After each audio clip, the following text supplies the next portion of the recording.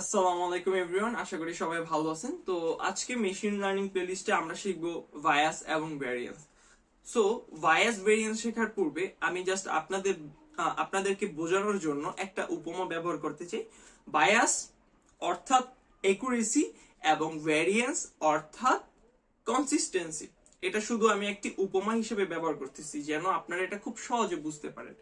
তো মনে করেন এটা হচ্ছে আমাদের টার্গেট এবং আপনার হাতে একটি অস্ত্র আছে। মনে করেন এই যে আপনি কি করতেছেন, এইভাবে শুট করতেছেন।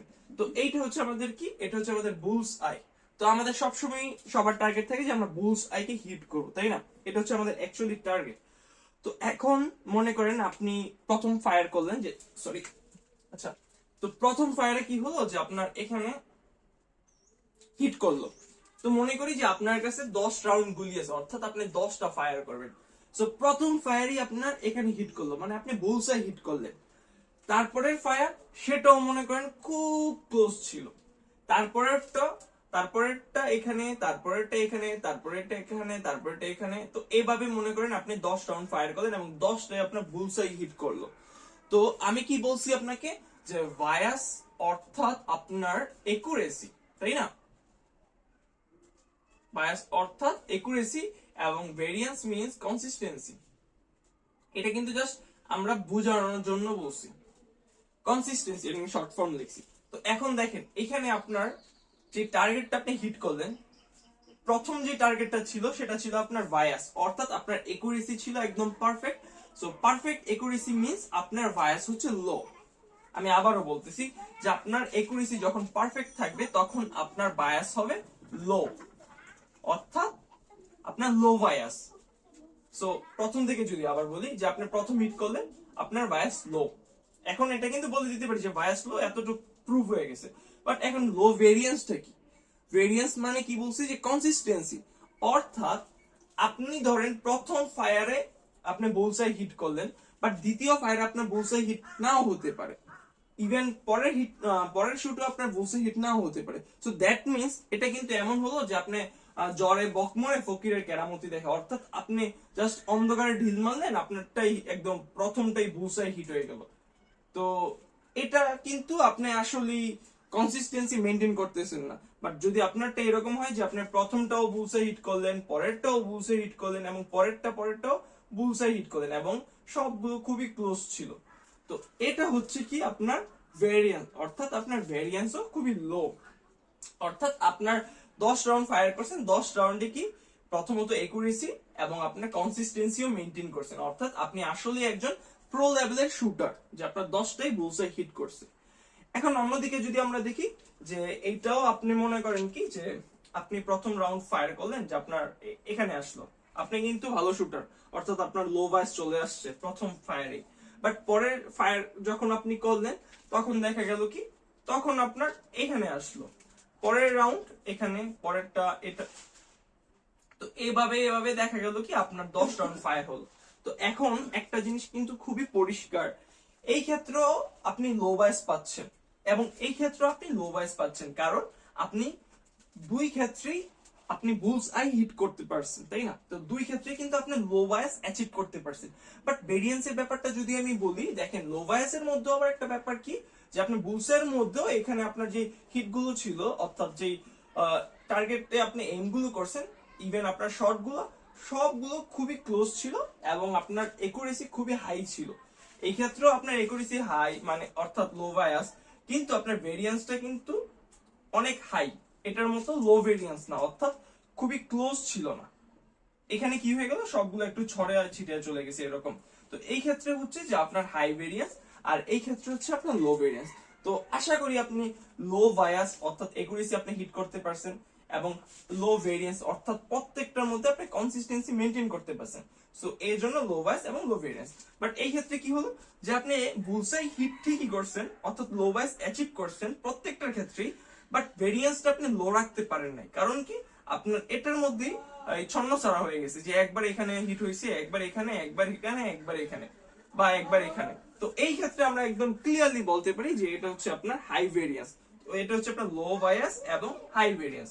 এখন আমরা দেখব কি, high bias plus low variance. তো বায়াস তো আমরা জানি যে আমাদের কি বুলসাই হিট করতে হবে। তো এখন আপনার প্রথম হিটিং চলে গেল এখানে, তো আপনি তো বুলসাই হিট করতে পারেন নাই, তার মানে আপনার একুরেসি আপনি অ্যাচিভ করতে পারেন নাই। সো আমি বলতে পারি যে আপনারটা হচ্ছে হাই বায়াস। যদি একুরেসি থাকে একদম, একুরেসি যদি পারফেক্ট থাকে তখন সেটা আমরা কি বলতাম যে সেটা হচ্ছে লো বায়াস, অর্থাৎ বায়াস লো। বাট এখানে আপনার একুরেসি নাই, তো এই ক্ষেত্রে কি আপনার বায়াস খুবই হাই। টার্গেট ছিল আমাদের বুলসাই, বাট হিট হয়েছে এইখানে।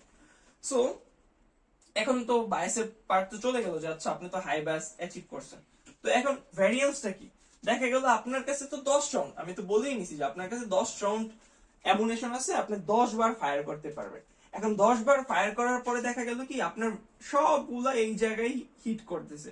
সো অর্থাৎ আপনার বায়াস তো হাই, কারণ আপনি বুলসাই হিট করতে পারেন, বাট অ্যাচিভ করতে পারছেন কি লো ভ্যারিয়েন্স। অর্থাৎ আপনার অ্যাটলিস্ট কনসিস্টেন্সি ভালো আছে, যে আপনি খারাপ করতেছেন বাট খারাপের মধ্যে আপনি ভালো কনসিস্টেন্সি মেনটেন করছেন। অর্থাৎ যে ধরেন আপনি প্রত্যেক সেমিস্টারে 2টা সাবজেক্টে রিটেক খাচ্ছেন, মানে প্রত্যেকটা সেমিস্টার 2টা করে আপনি ফেল করতেছেন। সো কি হচ্ছে যে প্রতি সেমিস্টার আপনি শুধু ফেল ওই 2টাতেই করতেছেন, না একটা বাড়তেছে না একটা কমতেছে, মানে প্রতি সেমিস্টারে আপনার 2টা করে রিটেক থাকতেছে। মানে আপনি খারাপের দিক থেকে ভেরি গুড, ওইখানে আপনি কনসিস্টেন্সি মেনটেন করতেছেন। তো এটা হচ্ছে এই কাহিনী যে আপনার কি বায়াস চলে গেছে হাই এবং ভেরিয়েন্স কি লো, অর্থাৎ আপনি এখানে খুব ভালো মেনটেন করতেছেন কনসিস্টেন্সি, যে না আমি সবসময় এখানেই হিট করব। তো এখন আমরা আসবো কি হাই বায়াস এবং high variance. So high bias অর্থাৎ কি, যে আমি তো বুলসে হিট করতে পারবো না, কারণ আমার এখানে কি দেওয়া আছে হাই বায়াস। অর্থাৎ মনে করেন আপনি এখানে হাই বায়াস, এটাই ধরে নিলাম। তো হাই বেস অ্যাচিভ হয়ে গেল। এখন বাকি থাকে কি আমাদের বাকি থাকে হাই ভেরিয়েন্স। আচ্ছা হাই ভেরিয়েন্সটা কি? এটা ছিল কি লো ভেরিয়েন্স, অর্থাৎ আপনি কনসিস্টেন্সি মেনটেন করতে পারছেন। বাট হাই ভেরিয়েন্সে কি আপনি কনসিস্টেন্সি মেনটেন করতে পারেননি, অর্থাৎ আপনার একটা পড়ছে এইখানে, একটা পড়ছে এইখানে, একটা পড়ছে এইখানে, একটা এইখানে, একটা এইখানে, একটা এইখানে। আচ্ছা এটা দিলে তো আবার লো ভয়েসে চলে আসছে, ধরেন একটা তো কেস থাকতেই পারে এরকম না। তো এই হচ্ছে আপনার অবস্থা। অর্থাৎ আপনি প্রথমত তো বুলসে হিট করতে পারেন নাই, আপনার বায়াস হাই। তারপরে কি আপনি যেখানেই করছেন সেখানে আপনি কনসিস্টেন্সি মেনটেন করতে পারেন নাই, একবার এখানে, একবার এখানে, একবার এখানে, একবার এখানে, একবার এখানে। সো এইটা আপনি কি, এটার আপনার হচ্ছে যে এটা হচ্ছে আপনার হাই ভেরিয়েন্সের একটা এক্সাম্পল। তো আমরা এখন এই কাহিনী দেখে বুঝতে পারি যে এটা যেহেতু বুলসাই হিট করছে এবং কনসিস্টেন্সি মেনটেন করছে, অর্থাৎ লো বায়াস লো ভেরিয়েন্স, এটাতে বুলসাই হিট করছে সো লো বায়াস, কিন্তু কনসিস্টেন্সি মেনটেন করতে পারেন এজন্য হাই ভেরিয়েন্স। এখানে আপনার বুলসাই হিট করতে পারে নাই, এজন্য কি আমার হচ্ছে হাই বায়াস। কিন্তু এই হাই বায়াস এই এরিয়াতে আবার কনসিস্টেন্সি মেনটেন করতে পারছে, এই জন্য কি লো ভেরিয়েন্স। আবার যদি এখানে আমি দেখি, এখানে হচ্ছে আপনার হাই বায়াস অর্থাৎ একুরেসি মেনটেন করতে পারে নাই, তারপর হচ্ছে কি আপনার হাই ভেরিয়েন্স অর্থাৎ কনসিস্টেন্সিটাও মেনটেন হয় নাই। সো এই হচ্ছে আমাদের প্রাথমিক ধারণা আপনার এই বায়াস এবং ভেরিয়েন্স নিয়ে। ম্যাথমেটিক্যাল পার্ট দেখবো। তো আমরা প্রথমেই জেনেছি যে বায়াস অর্থাৎ একুরেসি এবং ভেরিয়েন্স মানে হচ্ছে কনসিস্টেন্সি, যদিও এটা শুধুমাত্র আমাদের বোঝানোর জন্য আমরা এই উপমাটা ব্যবহার করতেছি। এবং আমরা এটাও জেনেছি যে যদি আমার বায়াস যদি লো থাকে তাহলে আমার একুরেসি খুব ভালো হবে, এবং বায়াস যদি হাই থাকে তাহলে আমার একুরেসি খুবই বাজে থাকবে। এবং ভেরিয়েন্সের ক্ষেত্রে কি, যে ভেরিয়েন্স যদি আমার লো থাকে তাহলে সেখানে কনসিস্টেন্সি খুব ভালো থাকবে, বাট ভেরিয়েন্স যদি আমাদের হাই থাকে তাহলে কি কনসিস্টেন্সি খুবই বাজে থাকবে। সো এখন দেখেন আমাদের প্রথম একটা পসিবল কেস, সেটা হচ্ছে কি লো বায়াস এবং লো ভেরিয়েন্স।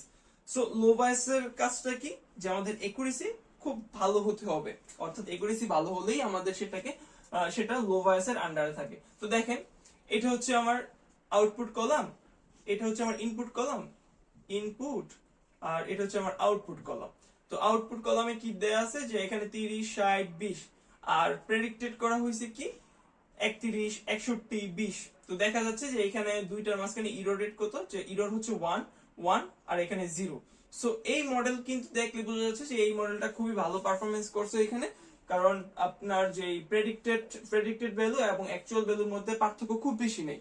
সো এই ক্ষেত্রে এই মডেলটা খুবই ভালো। সো আমার বায়াস কি লো বায়াস, কারণ আমাদের একুরেসি খুব ভালো, তাই বায়াস হচ্ছে লো।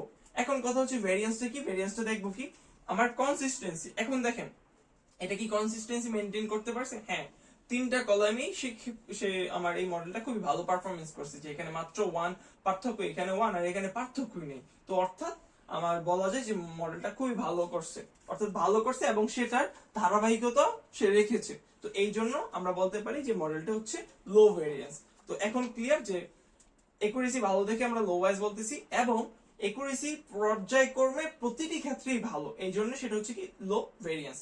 এখন আমরা যদি দ্বিতীয় কেস দেখি, সেটা হচ্ছে কি আমাদের লো বায়াস এবং হাই ভেরিয়েন্স। তো লো বায়াস মানে কি, যে আমার একুরেসি অবশ্যই ভালো হতে হবে। তবে দেখেন এখানে একুরেসি কি ভালো, 30 এবং হচ্ছে আমার 31, মানে অ্যাকচুয়াল ভ্যালু হচ্ছে আমার কত 30 আর প্রেডিক্টেড ভ্যালু হচ্ছে 31। হ্যাঁ অবশ্যই মডেল ভালো। তারপর হচ্ছে কি আমার অ্যাকচুয়াল ভ্যালু হচ্ছে 60, প্রেডিক্টেড হচ্ছে আমার 58। এখানে আমার পার্থক্য কত, এখানে আমার পার্থক্য সরি এখানে -2 হবে, তো -2। এখানেও আমার ভ্যালু খুবই ভালো, কারণ আমরা মোটামুটি যে আপনার 4 থেকে এবং মানে +4 থেকে -4 পর্যন্ত পার্থক্য থাকলে, মানে এখন আপাতত বলে নিই যে ওই মডেলটা ভালো। তো এই ক্ষেত্রে এই মডেলটা ভালো এবং এটাও ভালো। তো দেখেন এই তিনটা আমার ডাটা আছে, তিনটা ডাটার ক্ষেত্রে প্রেডিকশন খুবই ভালো আসছে। যেমন 30 এর বেলায় সে প্রেডিক্ট করছে 31, তারপরে 60 এর বেলা সে করছে 58, এবং 20 এর বেলা সে 20 প্রেডিক্ট করছে, অর্থাৎ তার বায়াস ভালো আছে, অর্থাৎ সে লো। অর্থাৎ আমার এই মডেলটাতে একুরেসি ভালো এবং এর জন্য আমার বায়াস হচ্ছে লো। কিন্তু এখন আমার লক্ষ্য করতে হবে যে ভেরিয়েন্সের অবস্থা কি। দেখেন মডেলের প্রেডিকশন ভালো হলেও বায়াস লো থাকলেও সে কিন্তু কনসিস্টেন্সি মেনটেন করতে পারে না, তাই না? দেখেন এখানে কি -2, এখানে হচ্ছে 1, অর্থাৎ দুইটার মাঝে যদি পার্থক্য দেখেন তাহলে আপনার কি প্রায় -3 এর মতো পার্থক্য, তাই না? তারপর আবার এখানে দেখেন 0, অর্থাৎ এখানে মোটামুটি অনেক পার্থক্য আছে, এদের মধ্যে কোনো কনসিস্টেন্সি নাই, তাই না? তো কনসিস্টেন্সি নাই বলে তাদের ভেরিয়েন্স কি হাই। আমি কিন্তু পূর্বেই বলেছিলাম যে ভেরিয়েন্স ওই সময় হাই হবে যখন আমার কনসিস্টেন্সি থাকবে না। তো এখানে আমার কনসিস্টেন্সি নাই, এই জন্য ভেরিয়েন্স কি হাই। আর বায়াস লো কেন, কারণ আমার প্রেডিকশন তো ভালো ছিল কিন্তু কনসিস্টেন্সিটা ভালো ছিল না, বিদায় সেটা হয়ে গেল কি হাই ভেরিয়েন্স। সো এটা আমি বলতে পারি আমার কম্বিনেশনটা কি আসতেছে, যে আমার কম্বিনেশনটা হলো লো বায়াস এবং হাই ভেরিয়েন্স। তো এখন আমরা শিখবো হাই বায়াস এবং লো ভেরিয়েন্সটা কি। তো বায়াস কি থেকে আমরা বুঝতে পারি যে এটার বায়াস কোনটার উপর মানে ডিপেন্ড করতেছে। বায়াসটা ডিপেন্ড করতেছে তার প্রেডিকশনের উপর, যে সে কি রকম একুরেসি দিচ্ছে। তো দেখেন এই মডেলটা কি ভালো করছে, তার অ্যাকচুয়াল ভ্যালু হচ্ছে 30, সে ভ্যালু দিচ্ছে 35। অ্যাকচুয়াল ভ্যালু হচ্ছে আপনার 60, সে ভ্যালু দিচ্ছে 54। তার অ্যাকচুয়াল ভ্যালু হচ্ছে 20, সে ভ্যালু দিচ্ছে 15। তো অর্থাৎ এই মডেলটাও তো ভালো না। এখানে ইরর রেটটাও দেখেন, এখানে হচ্ছে ইরর রেট -5, -6, -5। তো বলতে পারি আমার মডেলের একুরেসি ভালো না, অর্থাৎ আমার মডেলের পারফরমেন্স ভালো না, এই জন্য ইররটা বেশি। তো ইরর বেশি থাকার কারণে আমি সেটাকে বলতেছি কি আমার হাই বায়াস। এটা তো ক্লিয়ার, যেহেতু একুরেসি ভালো না, ইরর বেশি, এজন্য কি হাই বায়াস। কিন্তু ভেরিয়েন্স এর ক্ষেত্রে দেখেন তো, এটা কি ভেরিয়েন্সটা কিসে পড়ে, লো ভেরিয়েন্স। কেন লো ভেরিয়েন্স, কারণ দেখেন সে খারাপ করতেছে, আমার মডেলটা প্রেডিকশনে খারাপ করতেছে, এটা আমিও জানি আপনিও দেখতেছেন।